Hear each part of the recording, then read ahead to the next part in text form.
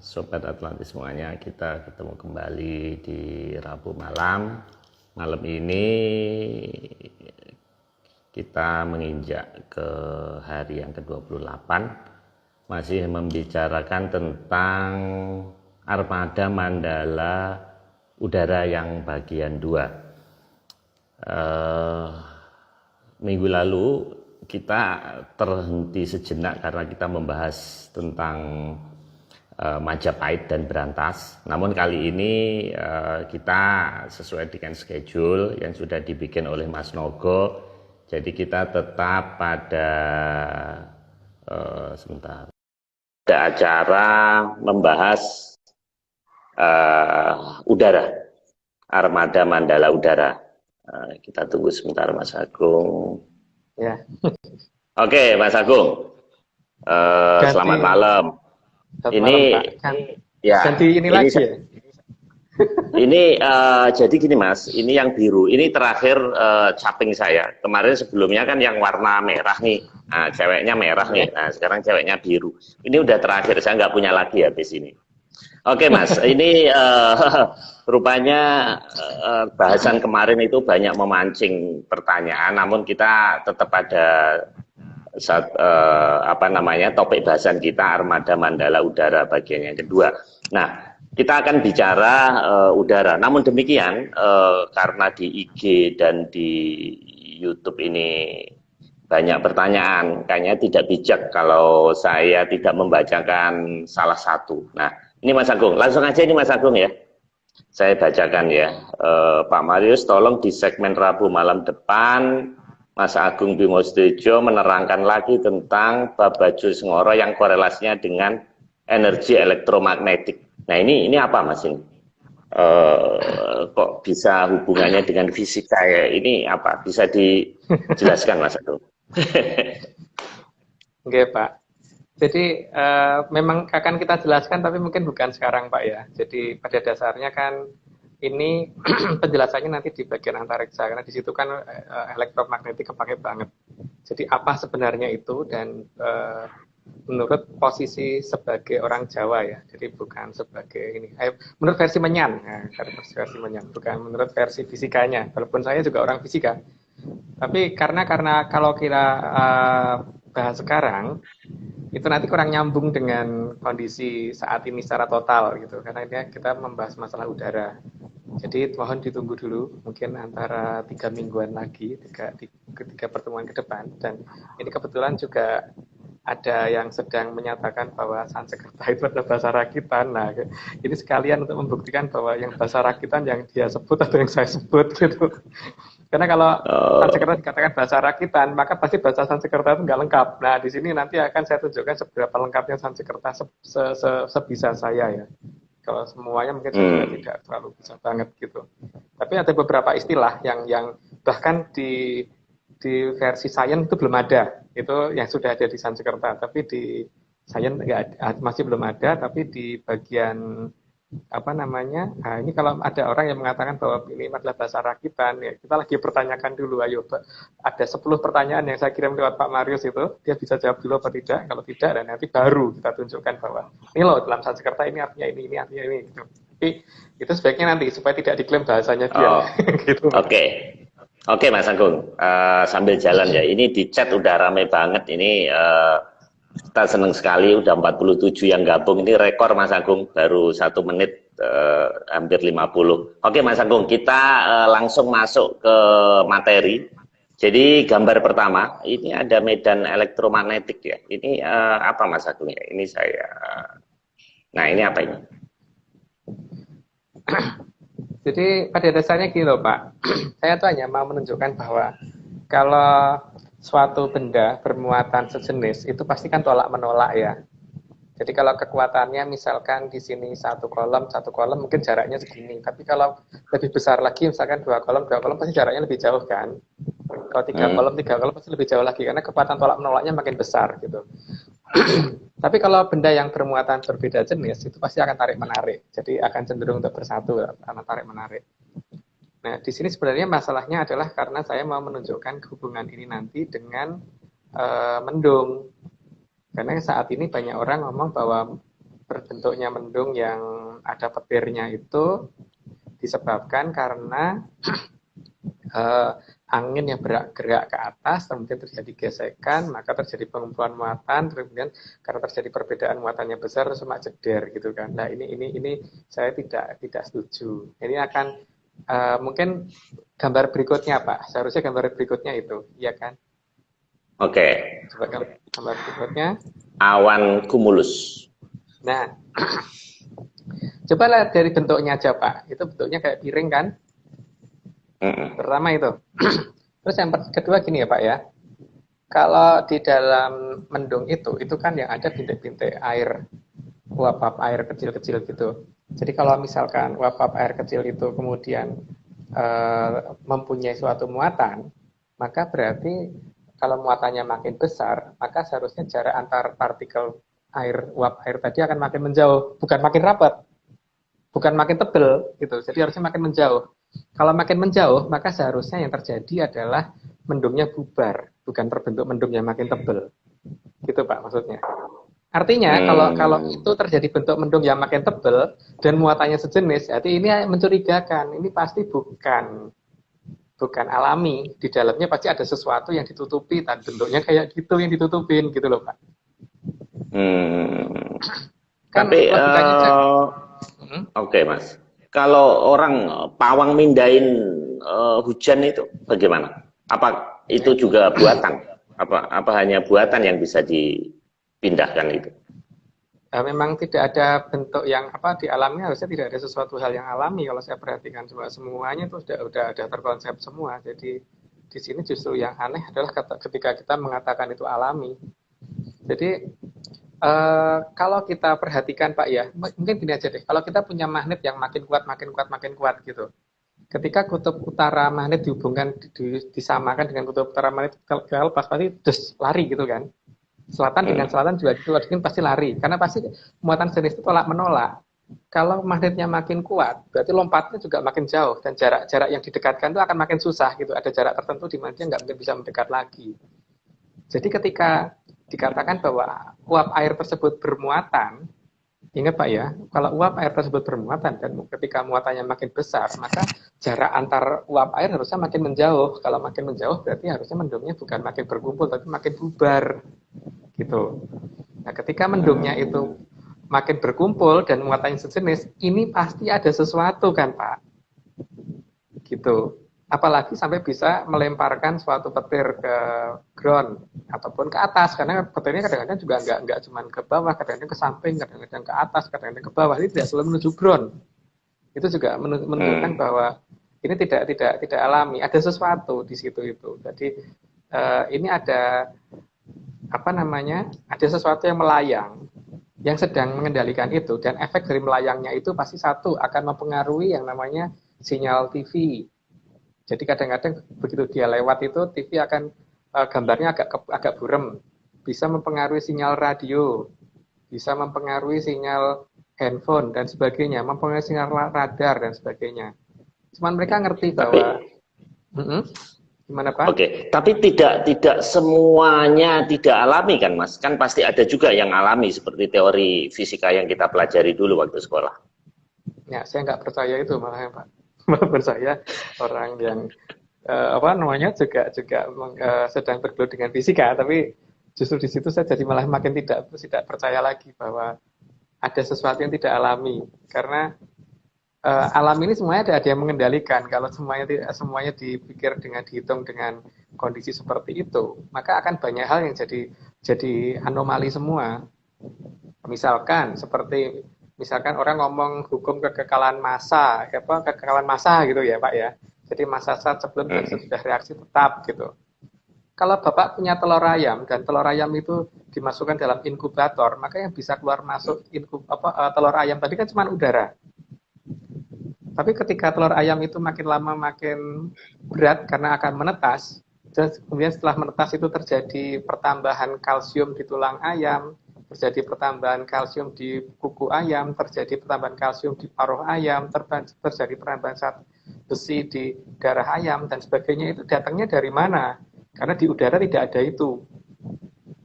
di udara yang ada di dalam inkubatornya itu tidak ada itu. Yang ada cuman hidrogen, nitrogen, oksigen dan sebagainya.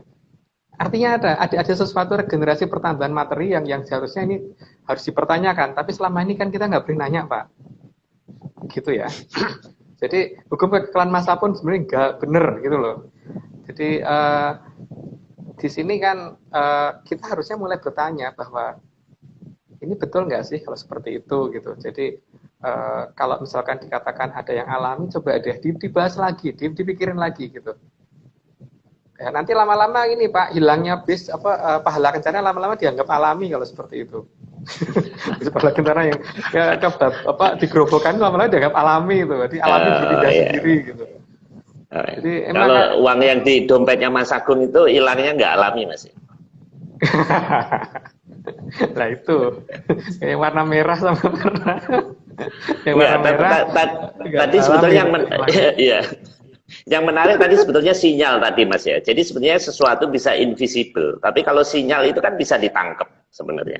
Nah itu menarik ya, karena di dalam kajian ilmu metafisik juga kita belajar tentang sinar ya. Malaikat itu katanya kan bisa dengan apa namanya cahaya, kemudian ada sinyal juga gitu. Jadi sebetulnya harusnya kita bisa memetakan bentuknya seperti apa itu sinyal itu yang ada yang komentar terencana itu. Iya, memang itu nantinya akan kita bahas itu. Karena kalau saat ini kita bahas kan nanti akan diklaim bahwa itu bahasa non Sanskerta gitu kan. Jadi kalau dia ngerti perbendaharaan katanya dulu, entar dulu. Karena sekalian saya pengen membuktikan karena seperti orang yang sudah bicara dengan saya di Kasepuan seperti Bapak Vladimir Dikarso yang sangat menyesalkan tentang ini banyaknya ajaran di Jawa yang dirubah. Nah ini sekarang kelihatan nanti siapa yang asli gitu kan. Tapi saya tidak ini sih tidak ingin terlalu ini banget sih, cuman pada dasarnya gini ya. Ada sesuatu hal yang sebenarnya sangat sederhana. Pak Marius kok makin lama burem ya, kok mulai menghilang gitu ya. Pak Marius pakai sinyal yang wifi di rumah apa pakai Telkomsel ini? Pakai wifi Mas. Jelas kok. Pakai wifi. Cuman kadang-kadang buffering, iya. Tapi masih bisa kedengeran kok. Oke. Terus Mas. Karena gambarnya ini di sini kotak-kotak Pak Marius seperti kena cikemayan gitu. Oh itu sesuai ketakwaan Mas. Memang itu sesuai ketakwaan sih. Oke Mas, terus. Jadi kan kita akan mencoba menunjukkan bahwa sebenarnya bahasa yang asli di dunia ini itu bahasa apa gitu nantinya. Tapi sekalian kita pelan-pelan sambil membahas bahwa sebenarnya apa yang ada di dunia ini sudah ada, yang kita ketahui sudah ada. Nah, nanti kalau dibuka dengan perhitungan dan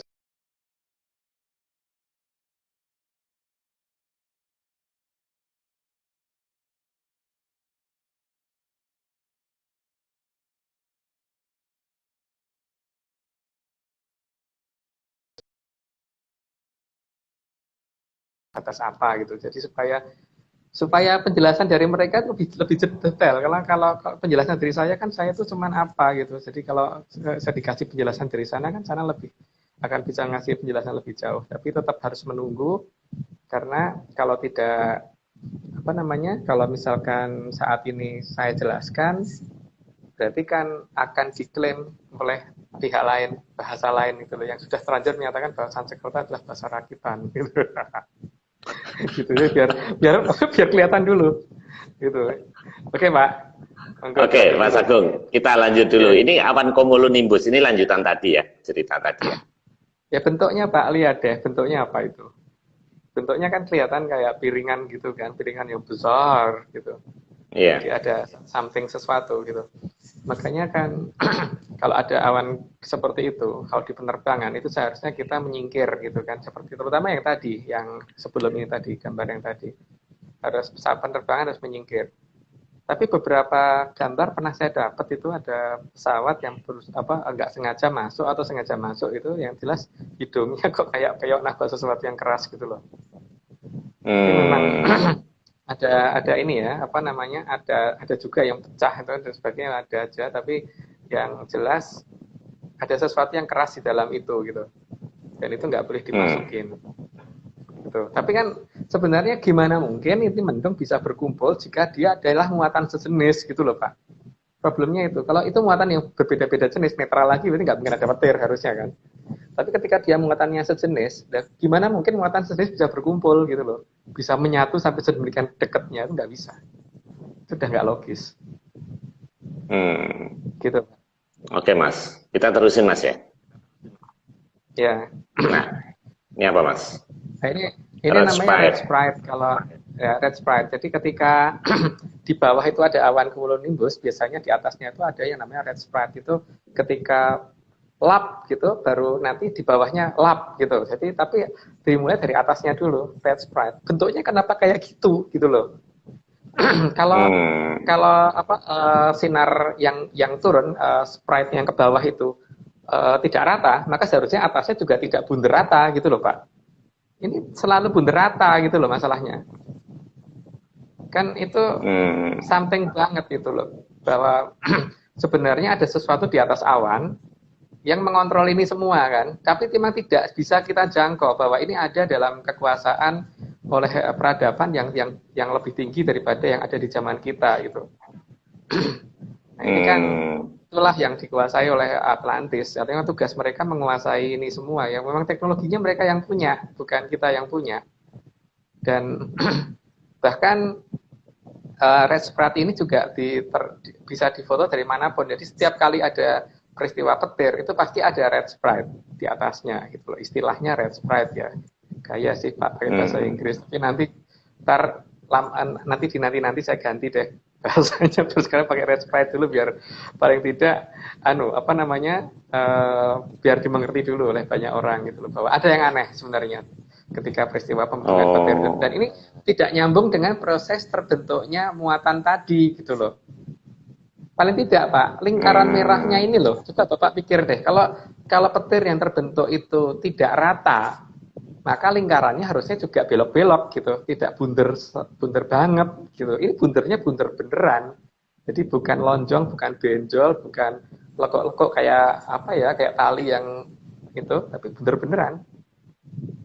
Kan harusnya kalau penyebab sinarnya itu tidak rata ya harusnya tidak bundernya tidak seperti itu gitu. Gitu Pak. Jadi kalau ini tidak alami, petir itu berarti apa Mas? Pertanda apa Mas? Nah itu nanti kan di berikutnya. Jelas. Nanti ada minimal 3 petir yang punya kadewatan dan ada beberapa petir yang memang dibagikan untuk manusia. Tapi nanti Pak, itu penjelasannya nanti. Mas, ini saya harus intercept karena ada pertanyaan penting. Dan ada netizen kita, ada fan kita yang kayaknya masih nggak puas berantasin. Nah ini barusan ngirim, jadi saya tampilkan Mas ya. Jadi ini breaking news, kita udara turun ke bawah dulu. Breaking news ini ada breaking news. Nah, di sini ada gambar di barusan yang saya download. Nah, ini yang peta kemarin ini Mas. Ini jadi kita belok sedikit ke berantas karena ini banyak sekali yang ngeritik saya nggak puas ini. Ini gimana Mas? Bisa dijelaskan Mas? Baik, itu bisa diperbesar dulu nggak Pak pada posisi berantasnya bagian utara dan bagian selatan? Bisa di zoom. Ya. Kalau nggak salah, saya pernah ngirim ke Pak Marius yang sudah dibikin sama Mas Mahfud itu yang pakai peta Jawa itu, satunya yang peta sekarang. Oke. Yang double itu mungkin lebih jelas Pak. Jadi biar untuk pembanding. Mungkin ini. Ya, itu bisa diperbesar nggak? Yang yang peta bawah dulu biar jelas, nanti kita bandingin dengan peta atas atau ke atas dulu, terserah Pak Maris, maunya atas dulu ke bawah dulu. Jadi ini aja. Yang membuat Mas Mahfud ya. Jadi yang dulu pada saat Zoom pakai ID Gibran, dan ternyata Gibran adalah nama anaknya, jadi beliau namanya Pak Mahfud.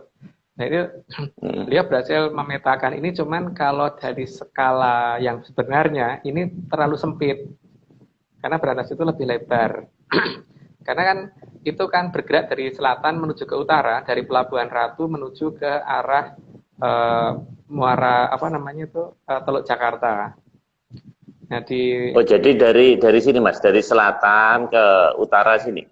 ya, tapi ke utaranya melebar dan itu kurang lebar. Itu kayak sungai kecil kalau seperti itu. Karena Hmm. lokasi paling pendeknya di 8 lebarnya di 8 kilometer. Jadi makin ke utara makin lebar, makin lebar, makin lebar, makin lebar gitu. Makanya Hmm. makanya saya sebenarnya sudah sangat senang sekali ketika Presiden Jokowi ini mau memindahkan ibu kota. Saya gembira sekali karena saya tidak ingin Indonesia tidak punya ibu kota ya Pak. Harus punya ibu kota gitu. Tapi itu haknya presiden kan, mau dipindah di mana itu monggo. Cuman kalau kita kan hanya bisa ngasih usulan, jangan di sana. Tapi kalau memang mau dipindah ke Kalimantan, ya silahkan. Tapi jangan dipertahankan terlalu lama di Jakarta gitu. Khawatir saja saya. Ya saya cuman sebagai warga negara yang ini ya, apa namanya? Ya agak yang peduli begitu. Jadi ya jangan sampai kita nggak punya ibu kota gitu. Nah, Oke. yang di, Terus kalau kita bandingkan dengan peta yang dari tadi Pak, atas yang nih di Mas ya. atasnya, ya. Nah ini kan di Oke. atas ada Teluk Jakarta juga. Ini ada sungai yang melebar dari apa memanjang dari selatan ke utara. Itu di sepanjang Pulau Jawa. Cuma ada satu sungai itu gitu loh. Memanjang dari utara ke selatan, Hmm. cuma satu sungai itu. Dan Pak Marius perhatiin di bagian utara itu ada Teluk Jakarta. Buktinya Teluk Jakarta kenapa? Karena posisi nama Japara itu masih di sebelah kanan. Jepara itu ada di sebelah kanan banget. Itu bisa dicari sih. Nah, ketika itu ada Jepara masih di kanan, berarti yang di atasnya itu adalah Teluk Jakarta. Dan di situ Hmm. menunjukkan juga posisi kerajaan Mataram zaman Panembahan Senopati. Maka terdekat Sungai Berantas ini di sebelah timur Sungai Berantas ada daerah namanya Mataram, gitu kan? Ada dua nama itu. Kalau diperbesar bisa nggak kelihatan nggak itu Pak namanya? Mataram.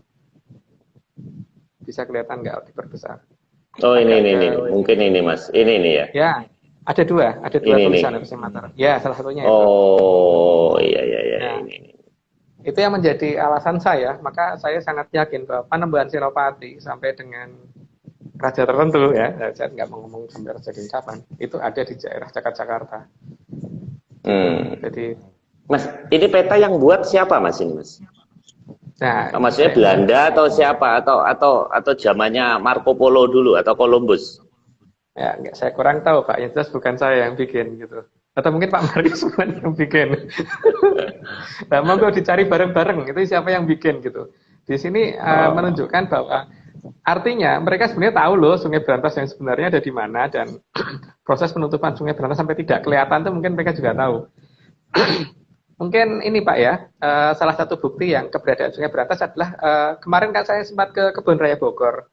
Dan pada saat ke Kebun Raya Bogor itu kan ada satu pohon yang tumbang. Satu pohon yang tumbang itu kalau nggak saya kirim ke Pak Marius ya. Waktu itu saya ini. Ada nggak di situ Pak? Coba Pak ditunjukkan dulu. Mas sambil jalan aja Mas. Ini saya harus kirim dari WA ke apa namanya ke email. Sambil nanti di akhir aja Mas. Oh ya, Uh, ya. uh, uh. Oke. Oke, karena gini Pak ya. Akar tanaman itu akan selalu mencari tanah yang makin tua. Karena tanah makin tua itu unsur haranya makin banyak. Dan tanah makin tua itu seharusnya ada di bawah. Makin ke bawah gitu kan. Struktur tanah seharusnya begitu. Jadi makin ke bawah makin tua. Tapi kalau tanah ini adalah tanah timbunan, kalau tanah timbunan, jadi misalkan gini, ini misalkan sungai ditutup di beton, terus kemudian ini ditutup tanah. Nah tanah pertama ini pasti tanah permukaan. Terus makin ke atas tanahnya makin tua. Nah, kebalik struktur umurnya. Ketika struktur umur tanahnya makin kebalik, maka di daerah yang tanahnya artifisial atau tanah timbunan tadi, tanah buatan tadi ya, bukan tanah timbunan, di daerah yang bukinan tadi, yang seharusnya sungai besar itu, maka di daerah itu semua tanamannya akan cenderung ada suatu keanehan di mana seharusnya yang namanya tanaman itu kalau membesar ke atas maka akarnya juga akan masuk ke bawah makin dalam. Tapi karena tanah tuanya ada di permukaan, maka kecenderungan pohon-pohon yang ada di Kebun Raya Bogor itu menunjukkan bahwa akar tanaman itu bergeraknya ke samping bukan menuju ke bawah gitu. Jadi bergeraknya ke samping ke kanan kiri gitu. Jadi pohon-pohon yang ada di Kebun Raya Bogor itu akan sangat rawan terkena yang namanya angin ribut, jadi gampang tumbang gitu. Beda dengan tanaman-tanaman pohon-pohon yang ada di daerah pinggir Sungai Berantas seperti di dekat Dramaga dan sebagainya itu, asal bukan pas di Sungai Berantasnya ya, kan sebagian dari Dramaga kan juga ada di Sungai Berantas. Nah itu di situ ada tanaman-tanaman di sana pasti aman kalau terkena angin besar karena akarnya ke bawah bukan ke samping gitu. Jadi dari sini kelihatan banget bahwa posisi Berantas ada di mana. Lah itu coba Pak ya perhatikan bisa di zoom bagian akarnya nggak Pak? Di zoom bagian akar. Bukan si yang ganteng ini, bukan ya? Oh.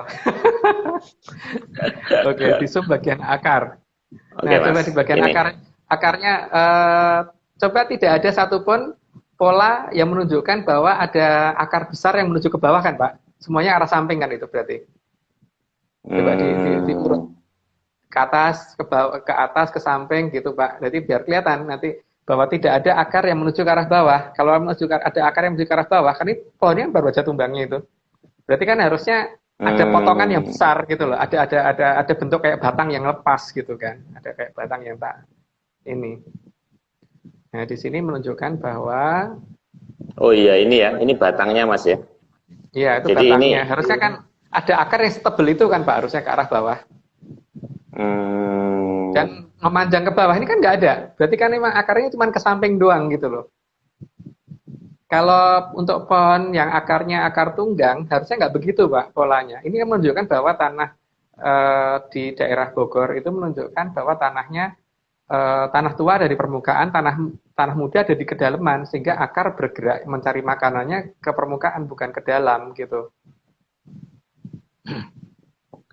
Jadi ini hanya untuk menunjukkan bahwa salah satu bukti dari keberadaan Sungai Berantas itu ini, dan ini bisa diikutin Pak. Jadi kalau kita ngikutin terus sampai ke arah Jakarta, nanti pohon-pohon semuanya akan seperti itu, tidak menuju ke bawah akar-akarnya, sehingga kalau ada badai atau apa itu banyak pohon tumbang di daerah Jakarta karena ada di atas sungai besar gitu. Itu kan yang ini ya. Terus kalau perlu saya ulangi lagi bahwa keberadaan itu kan nggak perlu Pak. Jadi kan sudah gambarnya. Oh ya, sama ya. Saya mau menunjukkan aja bahwa nggak ada akar ini ya, cuma segini ya. Maksudnya nggak ada ininya kan Mas yang ke bawah. Oke. Iya. Terus. Nah, kalau kita ke daerah Kerawang, itu pada saat ada Lion Air jatuh kemarin, itu kan ada satu penyelam yang mohon maaf meninggal karena terbawa arus ke utara. Ada arus deras di bawah laut, itu apaan gitu. Jadi kan pasti ada yang arus ke atas ke utara itu apaan gitu loh. Berarti kan ada arus dari yang ditimbun yang melalui bawah ya. Itu kan seperti kasus Venturi. Jadi kalau seperti kalau kita pegang pipa pedang selang air, kalau kita pencet begini maka nyemburnya makin kencang gitu kan. Makin kecil ininya berarti nyemburnya makin jauh gitu. Nah, itu juga begitu karena makin ke utara kan makin dibikin ke bawah gitu sehingga ada efek Venturi istilahnya. Jadi terjadi semprotan yang makin kencang ke arah utara, tapi semprotan itu ada di bawah laut. Maka ketika penyelam mencari reruntuhan Lion Air, banyak reruntuhan yang ke bawah ke arah utara, bahkan penyelamnya ada yang sampai ke bawah ke arah utara. Terus ditambah lagi dengan kondisi salinitas air yang ada di Teluk Jakarta, Pak. Kondisi salinitas air yang ada di Teluk Jakarta itu jelas banget menunjukkan bahwa di sana itu merupakan teluk dengan kandungan garam paling rendah. Boleh diuji kalau itu paling gampang. Ini masyarakat bisa nguji dengan sendiri-sendiri. Bisa dibandingkan dengan kandungan garam yang ada di Cirebon, Semarang, Pekalongan, dan sebagainya gitu. Karena apa? Kalau kita membandingkan itu, nanti kita akan menemukan bahwa kandungan garam di Teluk Jakarta itu paling rendah. Artinya bahwa di Jakarta ini tidak ada intrusi air laut masuk ke daratan. Nggak ada. Itu ya, versi Menyan menyatakan tidak ada intrusi air laut yang masuk ke daratan. Tapi yang ada adalah intrusi air darat, air tanah, air tawar yang masuk ke lautan. Gitu. Maka, paling tidak, kalau mungkin mau nyoba, tapi agak konyol nyobanya ini, kalau misalkan punya sepeda motor gitu, dicuci di pinggir dicucikan di tempat cuci motor yang ada di daerah sekitar Cilincing, Priok dan sekitarnya yang jaraknya dengan pantai nggak begitu jauh. Terus kemudian motor itu dibawa ke Semarang gitu, dicuciin di yang jaraknya sama dengan seperti tempat cuci motor di Cilincing yang nggak begitu jauh dari ini. Maka waktu di Semarang akan gampang karatan, Pak. Karena kandungan garamnya di sana lebih tinggi. Makanya dilihat aja tidak ada ini kan tempat pembikinan garam di sepanjang pantai utara yang dekat Jakarta gitu. Dari namanya juga kelihatan tadi sudah ada yang ngomong kemarin juga sudah kita beritahukan bahwa ada nama Bekasi, bekas air. Ada daerah Jati Bening, ada daerah Pulau Gadung, ada daerah Pulau Gebang, ada daerah Pulau Mas, ada daerah Bulak Kapal, ada daerah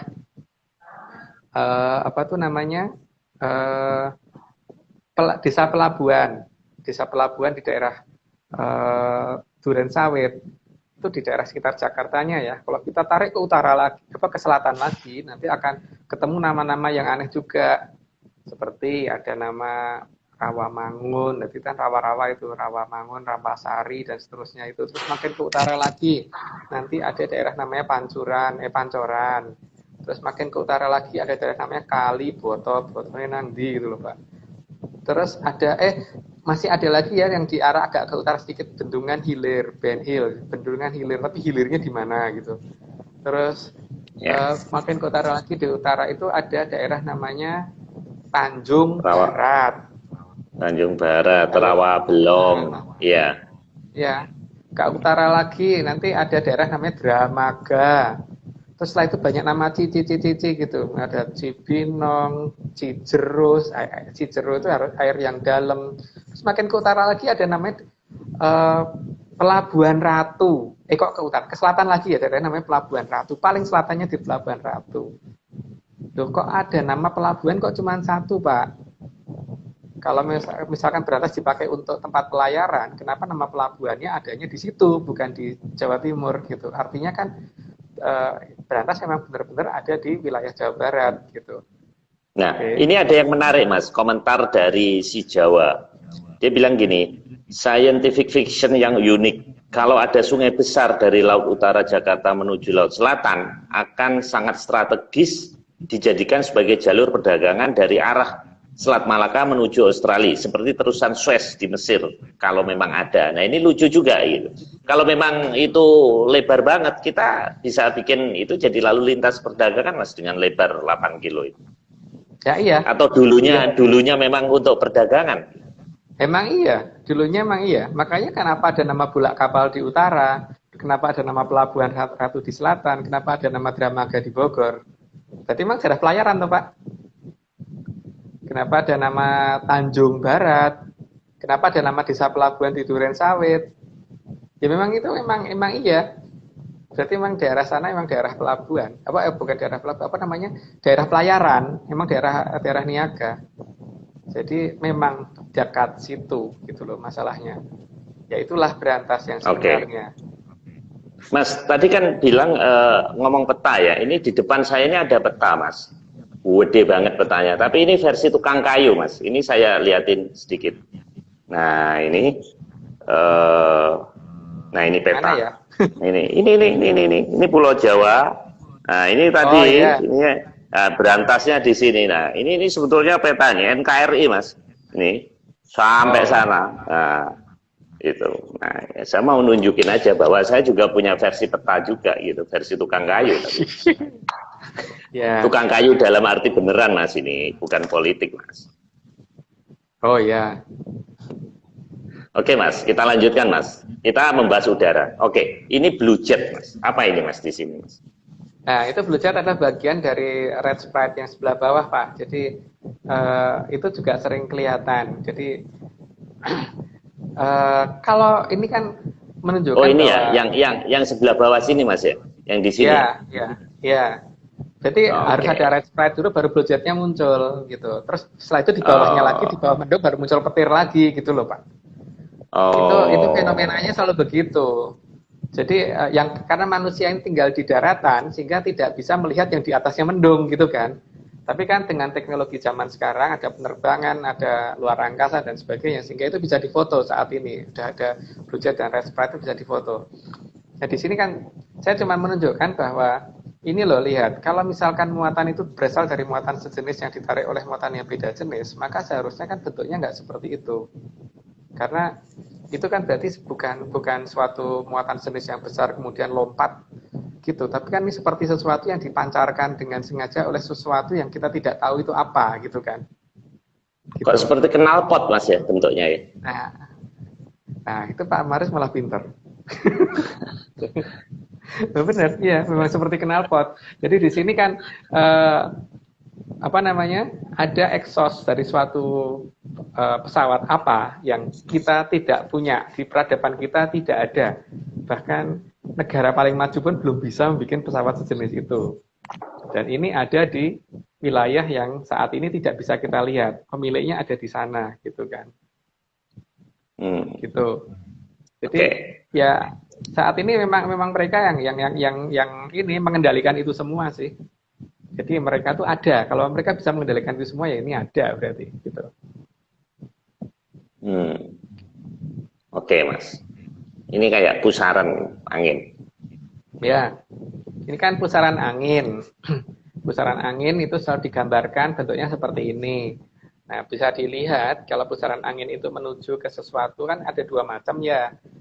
Tekanan di tengah itu besar atau tekanan di tengah itu kecil gitu kan. Kalau tekanan di rata-rata kan, kalau tekanan di apa namanya, yang di bagian tengah itu terjadi kekosongan udara, maka kemudian udara lain akan bergerak menuju ke sana gitu. Cuman yang jadi masalah, gimana mungkin itu bisa terjadi gitu. Kalau alasannya kalau perbedaan temperatur, Pak Maris bisa nyoba gini. Pak Maris bikin akuarium tertutup.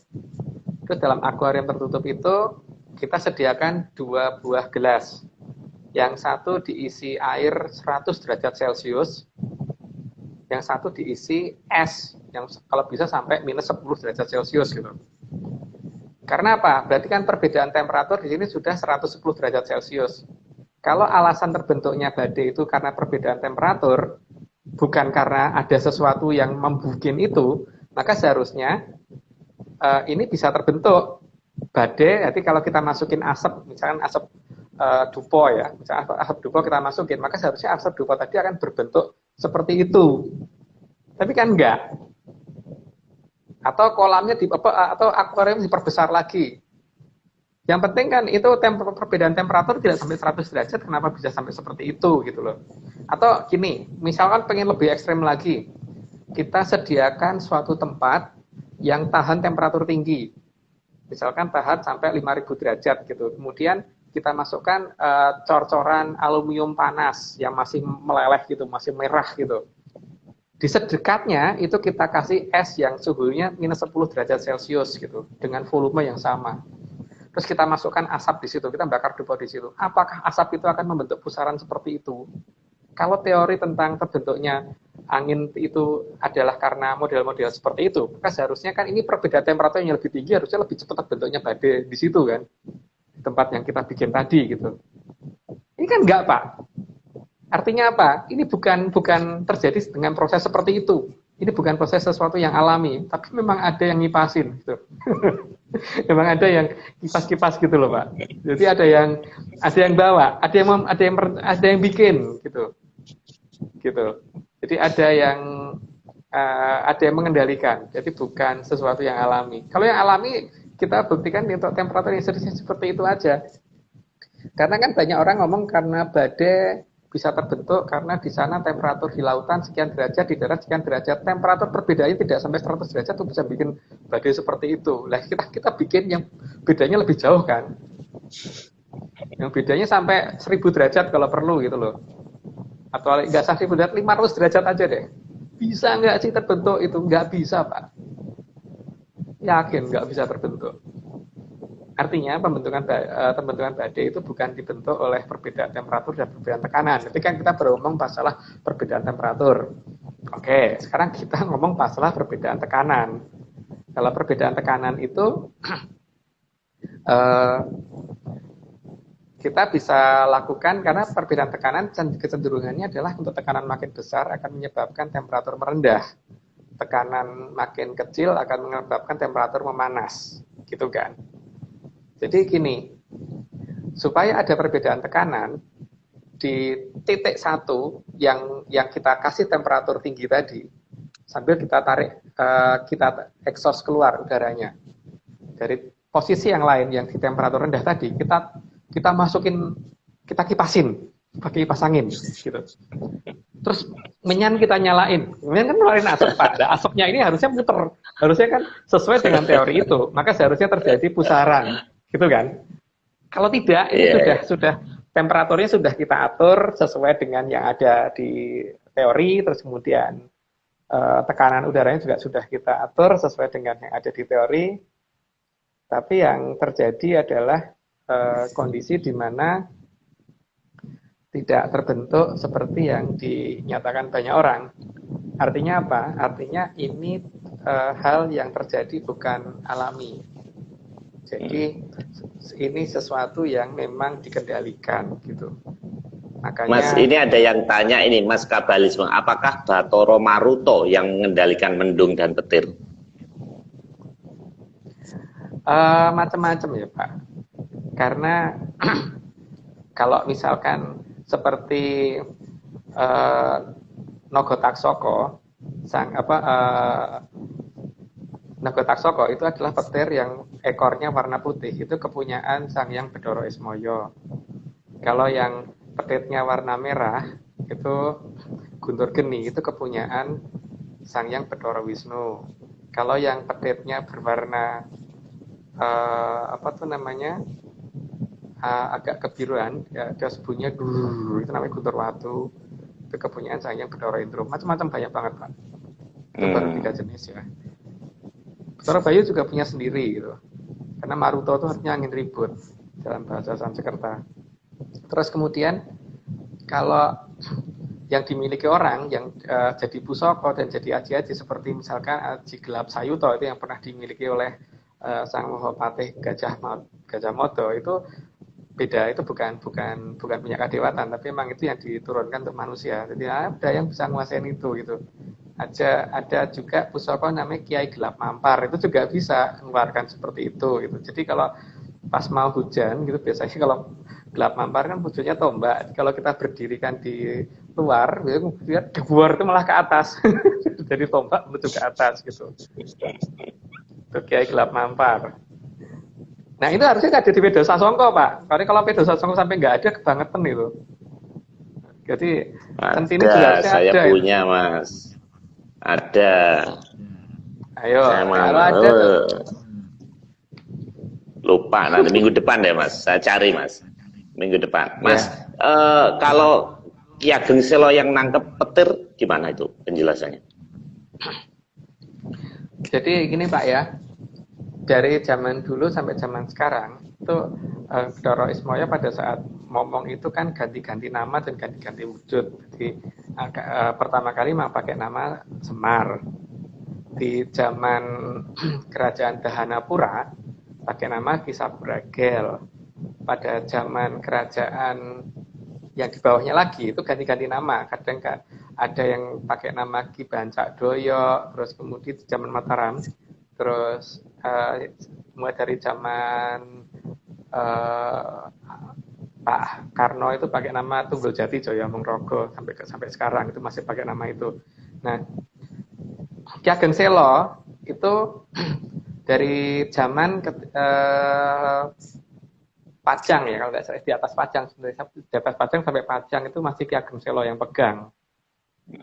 Ya, beliau memang yang namanya ketitisan Sang Hyang Bathara Ismaya ya pasti bisa Pak, kalau hanya memerintahkan Sang Hyang Nagataksaka itu untuk makdor gitu ya bisa aja gitu ya. Jadi jawabannya ya seperti itu, karena ini kan masalahnya kan bagaimana mungkin orang akan menerima itu sebagai suatu logika ketika mereka bahkan melihat pun enggak gitu kan. Masalahnya kan ketika Pedo Sasongkonya tidak membuka ke arah situ, menjadi orang baik Pak.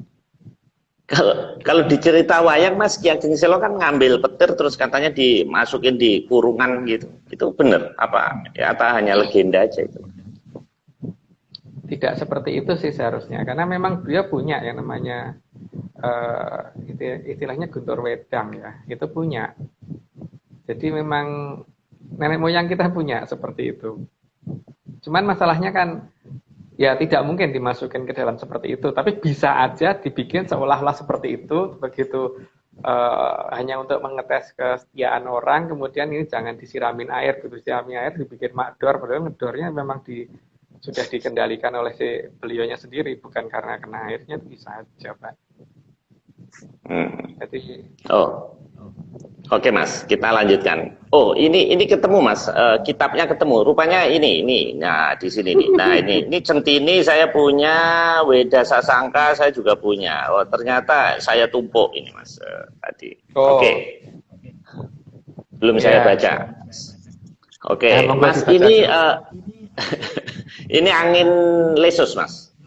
Ini katanya bisa ngangkat kalau dulu kalau kecil ada nyanyian, kalau ada itu kan ada nyanyiannya sambil kita harus kotekan ya. Jadi lesung, terus kemudian alu, terus di kotekan gitu supaya lesusnya nggak turun. Nah itu gimana Mas itu penjelasan Atlantisnya? Jadi memang ini semua berarti tidak alami toh Pak. Kalau alami mau klotekan seperti apapun, ya babat aja, lewat aja gitu loh. Tapi kenyataannya kan enggak. Itu kan berarti ketika memang sudah ada perjanjian antara nenek moyang kita dengan Atlantis waktu itu, bahwa ketika ada kode begini dari bawah jangan dilewatin, gitu kan, gitu sudah ada perjanjian itu. Tapi kan masalahnya kan ketika model-model perjanjian itu memang berbentuk yang sederhana, tidak nyambung memang kadang-kadang. Tapi ya seperti gini aja, seperti kalau Pak Marius nyetir mobil terus ngelakson, maka mobil di perempatan jalan, ketika mau ke perempatan jalan kemudian kita ngelakson, maka seharusnya untuk tanda kendaraan yang lain itu berhenti dulu Pak Marius jalan, gitu kan? Atau kalau Pak Marius dengar suara klakson, maka Pak Marius ngerem, gitu kan? Nah, ketika kendaraan ini dianggap tidak alami, terus apa hubungannya antara klakson dengan kemudian kendaraan berhenti, gitu kan? Karena kendaraannya dia yang pegang, Pak. Itu begitu demikian. Lah ketika dari bawah ada kode yang sesuai dengan ini, kan itu semuanya sistemnya perjanjian kan? Ya seperti kita nyalakan membunyikan klakson, itu kan juga perjanjian dengan orang banyak bahwa kalau di klakson ya minggir atau gimana gitu kan, atau ngasih jalan karena mau disalib, atau kemudian kalau di perempatan berhenti dulu karena sudah ada yang mau lewat gitu kan. Kalau ada presiden lewat, ada sirine seperti itu, atau ada ambulan lewat, kita kan juga harus ngalah Pak. Tapi apakah karena ada suara ambulan itu kemudian mobil ini tiba-tiba bisa minggir sendiri gitu kan? Kalau dianggap dianggap mobil itu tidak ada ininya, tidak ada yang mengendalikan, ya salah. Berarti kan ini kan kesimpulannya orang pada klotekan itu apa hubungannya? Ya, enggak ada hubungannya. Tapi kan secara perjanjian memang sudah ada bahwa kalau ada suara itu, ada bentuk-bentuk seperti itu, mbok ojo tego gitu kan, jangan dilewatin gitu kan. Dan itu believe it or not loh Mas, di waktu kecil dulu kita begitu itu terus hilang beneran itunya. Lesusnya itu hilang. Nah, sekarang orang pada nggak punya lesung, nggak punya alu, makanya angin pada di mana-mana. Jadi ini semua kan sifatnya kesepakatan. Ya seperti tadi lah, kalau Pak Marius ngelakson tadi kan ya itu suatu pertanda bahwa aku harus lewat loh gitu kan. Tapi juga sana berhenti dulu gitu juga bisa kan. Atau kamu minggir dulu karena kamu terlalu pelan. Tak klakson karena supaya minggir kan terlalu pelan gitu kan. Sama aja. Jadi itu hal-hal yang seperti itu tuh menunjukkan bahwa tidak alami gitu loh. Semuanya tidak alami. Gitu. Kalau alami nggak begitu. Kalau alami ya berarti... Mas Agung begitu yakinnya ya tidak alaminya itu. Setelah kemarin kali berantas, sekarang tidak alami bahwa mendung, petir segala itu sebenarnya bisa dibuktikan secara saintifik enggak sih Mas sebenarnya? Seperti penjelasan Mas Agung tadi kan miniatur, tapi kan ini alam ini gede gitu kan ya. Alam ini kan luas gitu. Kalau pakai alat apa namanya, misalnya kita ngirimin drone gitu, mendekat gitu gimana Mas? Ya silahkan Pak, malah bagus kalau ada yang mau meneliti seperti itu gitu, berarti malah bisa terbantu gitu. Karena paling tidak kan mungkin teman-teman yang pernah ikut ke lapangan akan tahu sendiri gitu, seperti misalkan ya mungkin bukan hanya saya ya, anggap aja saya nggak bisa malahan. Jadi kalau Pak Marius kan masih pernah golf kan, nggak mungkin kalau nggak pernah golf. Dan kalau Pak Marius golf itu di lapangan golf semendung apapun biasanya nggak hujan kan, tapi di luarnya bisa hujan terus. Itu kan berarti si pawang hujan yang ada di lapangan golf itu bisa kontak dengan yang bawa mendung supaya minta tolong di sini jangan hujan dulu, gerimis dikit, titis-titis kecil nggak apa-apa deh, tapi jangan terus sampai ganggu lapangan golfnya gitu kan. Jadi ini ada cerita Mas, kalau di tambang itu musuh tambang itu mining itu kan hujan. Nah karena dia ada pit-pit yang itu lubang-lubang itu, nah daripada kita nyewa pompa itu kan mahal tarifnya gitu, per jamnya berapa. Nah mendingan kita nyewa pawang aja, mendungnya dipinggirin gitu. Jadi biar nggak hujan daripada tapi akibatnya Mas di daerah lain jadi hujan kan, berarti gimana tuh? Kita dosa nggak gitu? Kita mindahin hujan di tempat lain? Ya, itu kan masalahnya bukan pada masalah dosa atau tidaknya dulu Pak, tapi masalahnya kan itu bisa terkendali kan sebenarnya. Jadi ketika kita menganggap semuanya itu tidak alami, itu bisa dikendalikan. Tapi kalau kita sudah menganggap bahwa itu tidak bisa dikendalikan oleh manusia, ya sekarang berarti ya memang dia berhak kebanjiran gitu kan. Nah, salahnya di tempat yang dipindahin, kenapa dia nggak bisa mindahin? Gitu juga masalahnya. Kenapa dia nggak dekat dengan alam? Gitu. Alam itu bisa diajak bicara, kok dia diajak bicara gitu kan. Kenapa dibiarin aja dia bertindak seperti itu gitu. Jadi yang pada dasarnya kan bagaimana supaya ini semua bisa terkendali. Gitu. Jadi bukan alam bergerak dengan liar. Nah, makanya ada kendali sodo Mas ya. Ya, makanya ada dewa dan sebagainya itu untuk apa? Kalau ternyata itu tidak bisa dikendalikan, terus mereka itu untuk apa gitu kan? Gitu. Ini ngikutin chat rekan-rekan ini saya ketawa sendiri. Katanya di Atlantis itu ada dosa nggak ya gitu ya. Hukum alamnya beda. Mas, kita lanjutkan Mas. Kita tinggal 5 menit nih Mas. Beberapa slide lagi, nanti nggak selesai. Nah ini apa Mas? Angin darat. Ya, angin darat itu kan prosesnya kayak yang ya model-model kayak tadi kan Pak. Katanya karena kalau malam itu daratan jadi lebih dingin daripada lautan. Ketika daratan lebih dingin daripada lautan, berarti daratan mempunyai tekanan lebih besar. Tekanannya lebih besar, karena tekanannya lebih besar, maka dia akan mendorong angin menuju ke arah lautan. Nah, ketika angin terdorong ke arah lautan, maka di daratan udaranya kosong, sehingga udara dari atas akan turun ke bawah, gitu. Nah, ketika udara di atas daratan tadi kosong, maka udara di atas lautan akan bergerak menuju ke arah daratan. Dan ketika udara di atas lautan tadi kosong, maka udara yang terdorong ke arah lautan tadi akan kembali ke arah atas, sehingga terbentuk pola siklus seperti itu berdasarkan teori fisika. Gitu Pak ya. Tapi kan kenyataan nggak demikian, karena kadang-kadang kita bisa menemukan angin darat pada waktu siang, gitu kan. Ternyata bisa loh nelayan berlayar pada saat siang, menggunakan layar malah menuju ke laut bukan menuju ke darat. Ataupun kebalikannya, angin laut itu kan harusnya dari laut ke darat itu harusnya pada saat siang. Tapi kenyataannya justru kadang-kadang kebalik, gitu kan. Ini semua kan hanya menunjukkan bahwa kalau misalkan memang benar-benar teori itu betul, maka seharusnya tidak terjadi hal-hal yang bertentangan dengan teori itu, gitu kan. Kecuali kalau memang ini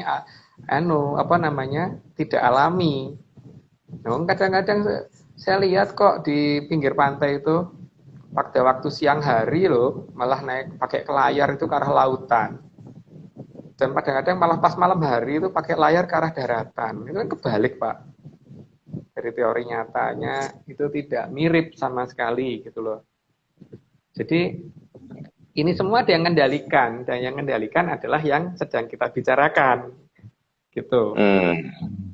Gitu loh Pak. Kira-kira kita ngomong kayak gini, mereka tahu nggak Mas ya? Ya tahu lah Pak. Karena kalau tidak tahu kan mereka sudah mungkin ya protes. Kita akan memberitahu juga karena mereka yang mengizinkan untuk diberitahu. Makanya kan saya sudah ngomong, ada 3 sungai besar, tapi saya hanya diizinkan untuk buka berantas. Kalau saya ngomong diizinkan itu berarti ada yang mengizinkan, ada yang tidak mengizinkan gitu kan. Yang duanya gede juga Mas. Yang 2 lagi gede juga Mas. Bahaya nggak? Gede Pak. Gede Pak. Lumayan gede. Gede. Teman saya tidak berhak untuk menceritakan itu. Karena memang ada 3 kerajaan yang akan muncul. Nah, gitu. Iya Pak, lanjut. Oke, Mas, ini sedikit. Tadi kan angin. Nah, kemudian kan ada permukaan laut ini. Nah, kalau permukaan laut kadang-kadang ada pasang, kadang-kadang surut. Itu penjelasannya gimana, Mas? Benar itu gravitasi dengan bulan, matahari itu benar nggak? Kita mungkin mencobanya gini aja Pak. Coba siapin sekitar 10 kaleng. Nah, kaleng pertama kita kasih tanda, kemudian kita isi air got sampai penuh.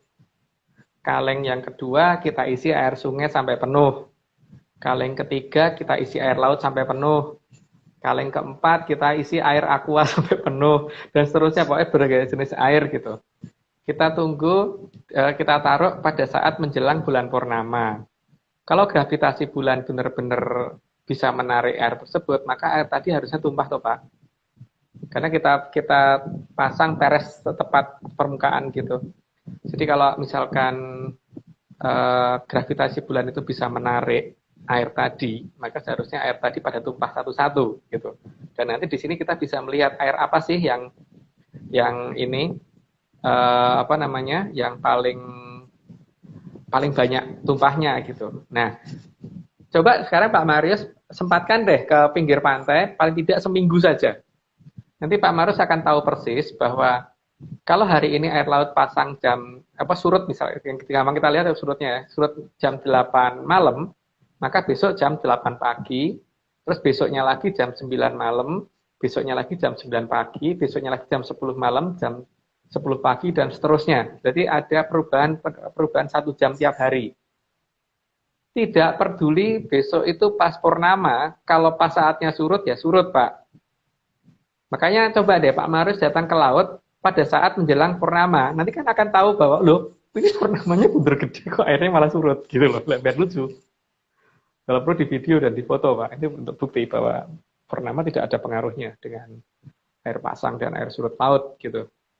Karena air pasang dan surut laut ada yang ngatur. Itu semua juga berkaitan dengan posisi pasir yang ada di pinggir pantai. Nanti akan kelihatan minimal per 7 wilayah itu akan ada perbedaan. Jadi kalau misalkan di sini pasir halus, terus pasir agak kasar, terus agak kerikil, terus ada kerang-kerang dan sebagainya gitu.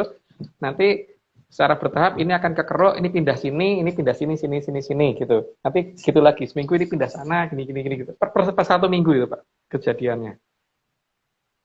Ada yang ngatur kan Pak, seperti itu. Jadi tidak alami kok. Dan ini tidak pernah dibahas, tapi paling tidak bisa ini. Dan ini kan sebenarnya ini pantai selatan sudah mulai abrasi, dan seperti biasanya kalau abrasi itu kalau sudah di atas 200 meter biasanya akan ada gunung meletus nanti yang akan mengeluarkan pasir tersebut. Nah ini kan lucu. Ini teman sudah mulai mempersiapkan beberapa flyer yang tapi mungkin kurang banyak ya kali ini karena jumlah pantai yang kena abrasi sangat banyak. Berarti ini gunung yang akan meletus mungkin tidak cuma 1. Nanti coba aja. Kalau sudah ada pasir yang turun dari gunung, dicek deh kandungan garamnya, gitu. Cocokin, kalau perlu, sekarang ngecek dulu kandungan garam yang ada di pantai selatan, tapi di pasir yang hitam ya, jangan pasir yang putih. Nanti diukur salinitasnya berapa, kita bandingkan dengan pasir yang turun dari pegunungan. Nanti akan kelihatan kok, seberapa sih gitunya, gitu. Merapi, nah itu ada yang tanya. Nah, Mas Agung, sedikit Mas, kalau gunung meletus alami nggak Mas? Kan tadi atas, nah kalau dari bawah perut bumi? Kalau alami kan seharusnya batu-batu yang kita tanam di pantai selatan waktu itu tidak keluar dari Gunung Kelut, Pak. Gitu kan? Ya. Sayangnya kesalahan kita cuma 1, kenapa yang kita taruh adalah benda yang berat. Harusnya kita tuh taruh flyer yang kita laminating gitu. Karena apa? Karena kalau flyer yang dilaminating pada saat itu diturunkan, maka pasirnya udah sampai bawah, ini masih ngambang di udara, jadi jatuhnya di permukaan gitu kan. Tapi kalau batu kan jatuhnya ada yang di bawah, tapi untungnya juga ada yang di permukaan juga. Jadi kita menemukan batu-batu tersebut dan tidak pernah masuk gunung itu gitu harusnya, karena tidak ada bekas gosong dan sebagainya. Nah ini, Wah, ini ada tadi yang chat kolom udah cepet nggak kelihatan, yang bilang memang tidak ada hubungannya pasang surut dengan bulan purnama. Tadi katanya rumahnya dikelilingi dikelilingi air laut ya kayaknya tadi. Sekilas tadi ada yang komen di situ. iya. Oke, Mas Agung kita harus berhenti sesuai dengan durasi. Jadi sudah 1 jam. Kita hanya mampu 10 slide, dan kepada rekan-rekan semuanya kita ucapkan terima kasih. Chatnya rame, kita senang. Semoga ini menjadi dongengan yang menghibur, menaikkan imun kita. Juga makasih Mas Nogo yang telah menyiapkan bahan-bahan juga, dan tim Atlantis Series, Atlantis The Great, yang telah bekerja keras menyiapkan materi. Kalau saya kan cuma nanya-nanya sama mengoperasikan slide saja. Oke, Mas Agung, kita kasih salam menyan ke rekan-rekan semuanya. Terima kasih. Selamat malam, salam menyan Mas Agung. Sampai jumpa minggu depan.